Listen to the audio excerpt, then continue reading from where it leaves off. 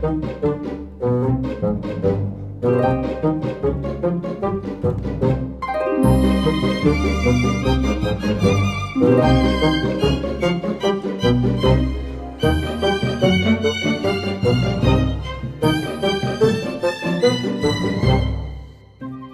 indices pour piquer votre curiosité. C'est la technique d'animation la plus rare au monde et Montréal est aujourd'hui le seul endroit où on l'exerce. Aujourd'hui, à 24 idées secondes, l'univers mystérieux de l'écran d'épingle. Conçu dans les années 30 par le graveur russe Alexandre Alexeïev et Claire Parker, l'écran d'épingle est en fait un tableau rectangulaire percé de milliers de trous dans lesquels sont insérés autant d'épingles.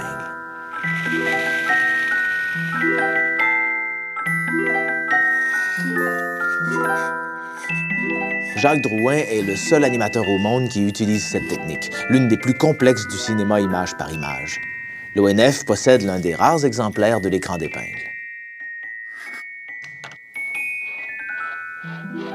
Alors ici, Jacques, vous avez vos instruments, la table, tout est prêt.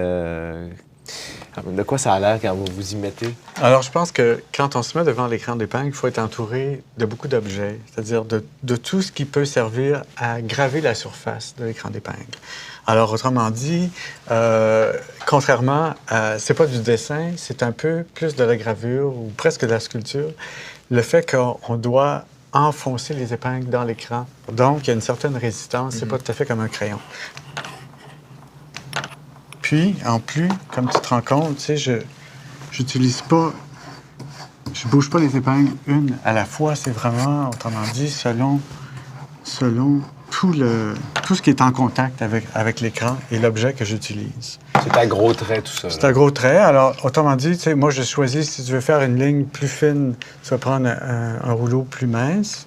Tu vas prendre quelque chose de plus gros, tu vas y aller avec ça. Mais autrement dit, il faut constamment avoir autour de la main des objets, soit pour leur texture.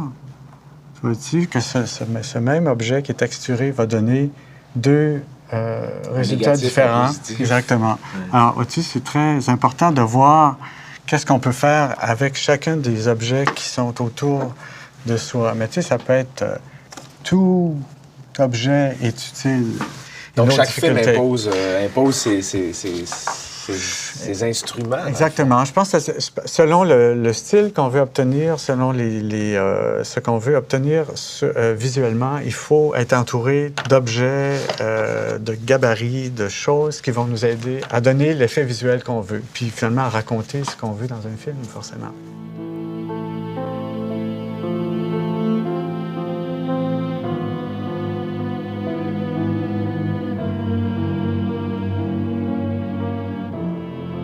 Des lettres d'imprimerie sont des choses que je me suis servi souvent.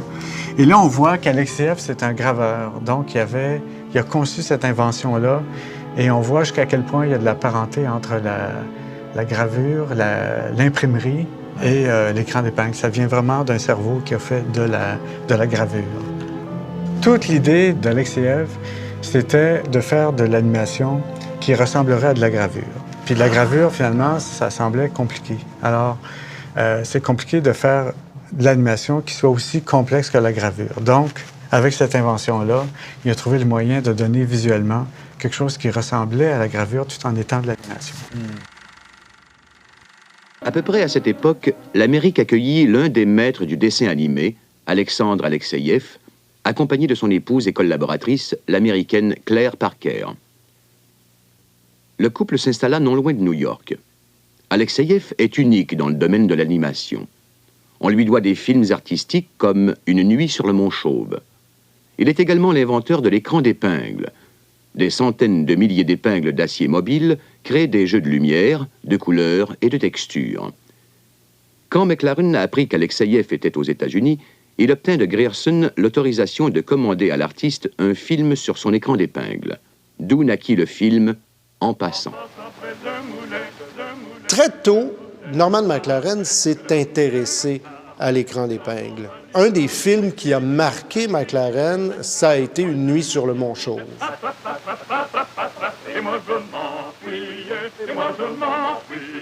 Cette collaboration avec l'Office du film eut une suite intéressante. En 1972, Alexeïev et Claire Parker acceptèrent de fabriquer un écran d'épingle pour l'Office du film. Ils vinrent de Paris à Montréal pour le monter et former les animateurs. Now I shall make a little introduction. En matière d'introduction, que ceci est la première démonstration de l'écran d'épingle faite pour les animateurs de l'Office national du film du Canada. Et aujourd'hui, nous sommes le 7 août 1972. Ryan, vous m'avez demandé comment nous faisons l'animation. Ça demanderait 2 semaines. Nous n'avons pas le temps. Mais voilà, mettez-vous de l'autre côté, c'est ça, et nous allons déplacer ce trait de votre droite vers votre gauche. D'un pas, encore une fois. Oui, serrez plus près, Ryan, n'ayez pas peur. Vous appuyez trop fort, ça n'a pas d'importance. Allez-y toujours. Encore. Là. Je vous ai demandé à Ryan de me donner cette texture. Ne craignez pas de déborder sur le fond, je l'effacerai. C'est l'écran d'épingle. Alexeïev nous confia qu'il était heureux que l'Office du film possède l'un de ces écrans. Il ne pouvait souhaiter meilleur pays ni de meilleures mains à qui le confier.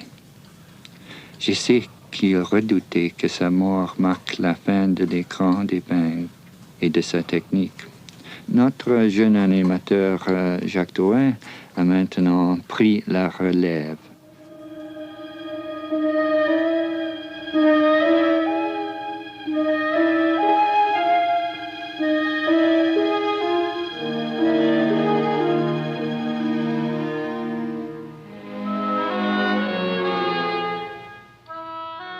Moi, on peut dire que j'ai commencé en animation avec un stage que j'ai fait ici à l'ONF. Une des premières choses que j'ai voulu voir, c'était l'écran d'épingle d'Alexeïev. Après 2 semaines que j'étais ici, j'avais toujours pas vu l'écran d'épingle. Je savais que c'était Norman McLaren qui l'avait fait venir ici. Et j'ai quand même pris mon courage à 2 mains. Je suis allé frapper à sa porte. Et là, je lui ai demandé si c'était possible de travailler sur l'invention. J'ai vu cette sorte de tableau noir. Et en m'approchant, je me suis rendu compte que ce que je voyais en réalité, c'était un coussin d'épingle très serré. Et il y en avait 240 000 dans une surface à peu près grande comme un écran de télévision. Pour le moment, je me trouve être le seul au monde à faire ça. Un peu par accident, Alexeïev est mort en 80, et puis il n'y a pas eu d'autres élèves à part moi.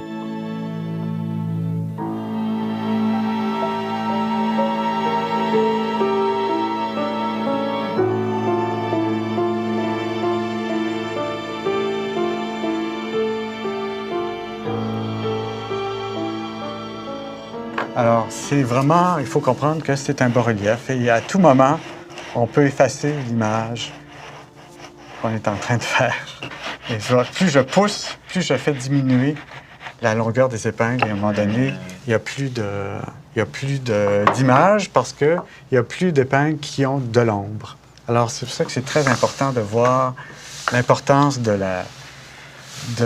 la lumière et l'orientation de la lumière par rapport aux épingles. En fait, c'est probablement la chose la plus importante sur l'écran d'épingle parce que les images n'existent que par l'influence de l'éclairage. Si on mettait, par exemple, mon éclairage principal, si je le mettais absolument en face de l'écran d'épingle, chaque épingle n'aurait plus d'ombre. Donc, en principe, il n'y aurait plus d'image. Donc, c'est le contraste et la valeur de tous les gris vient du résultat de la position de l'éclairage par rapport aux épingles sur l'écran. Il faut toujours voir un peu qu'est-ce qui se produit en face. L'important, c'est le résultat de l'image qui est placé devant la caméra.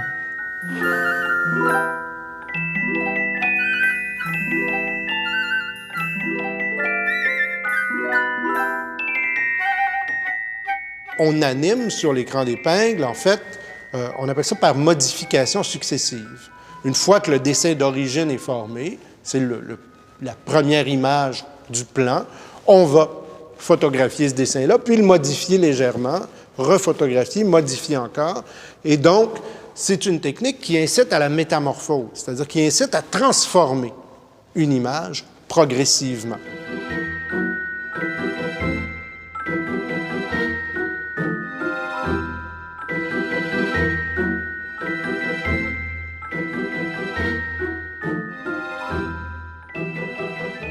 La difficulté en animation directe, c'est lorsqu'on efface une image, et on peut la perdre facilement. Alors, je peux peut-être montrer quelque chose d'autre, un autre truc que j'ai trouvé. Une chose que je peux faire, c'est toujours avec mon système d'ergo et d'avoir un cellulo que je peux avoir comme repère. Oui. Je peux m'arranger pour coller un gabarit sur un cellulo.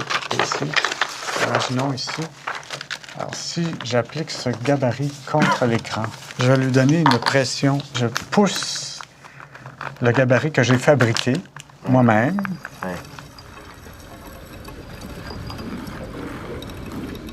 J'ai déjà ici un gabarit qui a une position très précise là-dessus.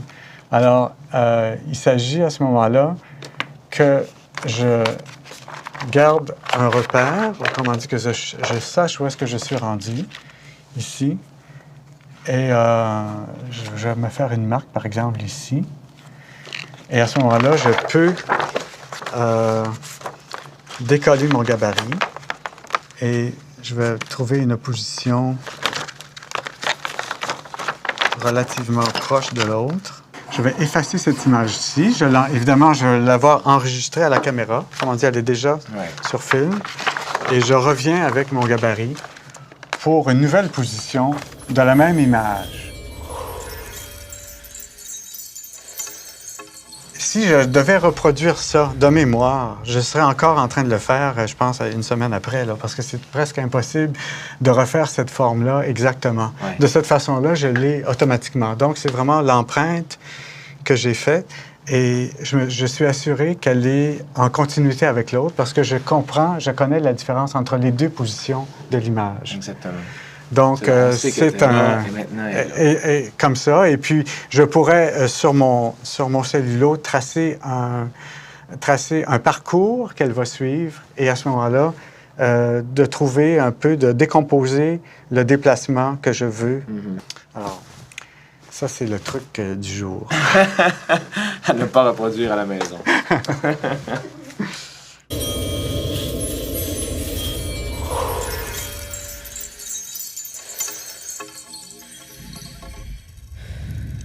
Par rapport à l'écran d'épingle et la couleur, c'est sûr, comme les gens me demandent souvent, est-ce que vous utilisez des épingles de couleur ou quelque chose comme ça?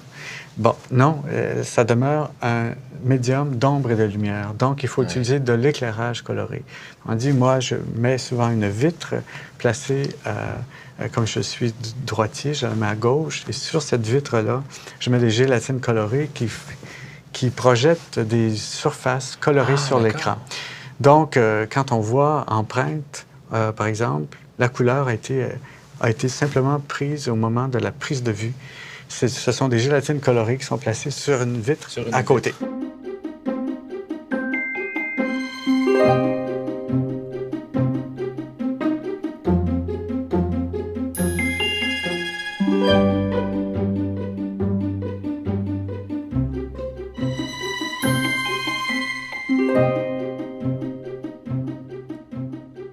Est-ce que vous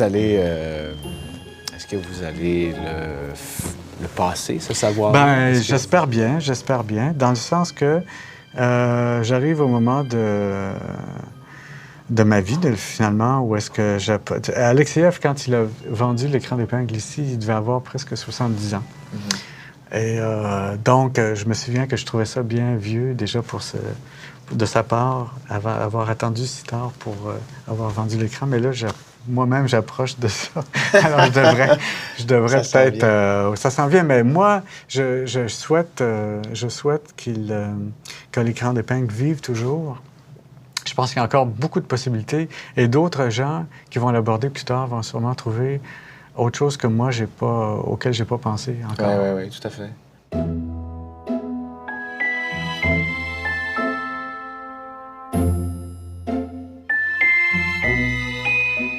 Il est sûr que l'écran d'épingle, c'est une technique dont l'avenir est précaire, mais cette précarité-là, c'est une précarité qui a toujours été liée à l'instrument.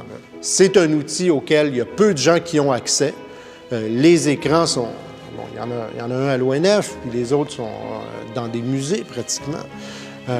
Donc, les cinéastes qui décident de travailler à partir de cette technique-là ont besoin d'un certain soutien financier. Donc, bien entendu, ça place l'ONF comme étant l'un des seuls lieux, sinon le seul lieu dans le monde qui a les moyens puis qui est en mesure de s'assurer qu'il y a une relève.